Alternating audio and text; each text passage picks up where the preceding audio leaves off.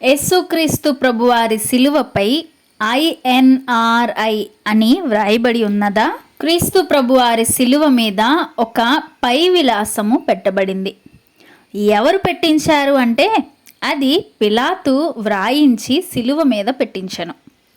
అతడు ఏమని పెట్టించాడు? యోహాను సువార్త 19వ అధ్యాయం 19వ వచనంలో చూసినట్లయితే అక్కడ యూదుల రాజైన నజరేయుడగు యేసు అను పై విలాసము వ్రాయించెను అని వ్రాయబడింది. అంతేకాదు అది హెబ్రీ, గ్రీకు, రోమా అను 3 భాషల్లో వ్రాయబడెను. అప్పటి రోమ్లో లాటిన్ వాడుక భాష. లాటిన్లో ఈసూస్ నజరేనియస్ రెక్స్ ఇథియోరమ్ అని వ్రాయబడెను. ఆ పదాలలో మొదటి అక్షరాలే INRI అయితే ఇలా షార్ట్ ఫామ్ మాత్రం వ్రాయబడలేదు. అటు తర్వాత కాలంలో కథోలిక సంఘస్థులు ఇలా వ్రాయడం ప్రారంభించారు.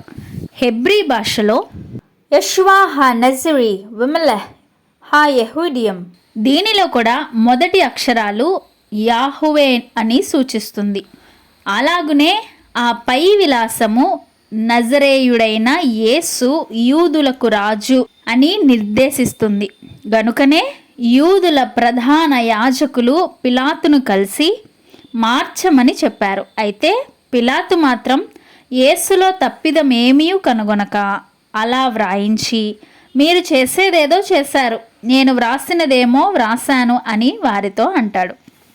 ఇక గ్రీకు భాషలో చూస్తే ఇసూస్ హో నజరియోస్ ఓ బెసిలియస్ థోన్ యూదియోన్, ఆ భాషలో మొదటి అక్షరాలు గమనిస్తే INBI అని వస్తుంది. ఇలా భాషకు అక్షరాలు మారిపోతాయి. అయితే మనము గమనించాల్సింది అక్షరార్థం, అంతరార్థం. నజరేయుడైన యేసు యూదులకు రాజు అని పిలాతు వ్రాయించాడు.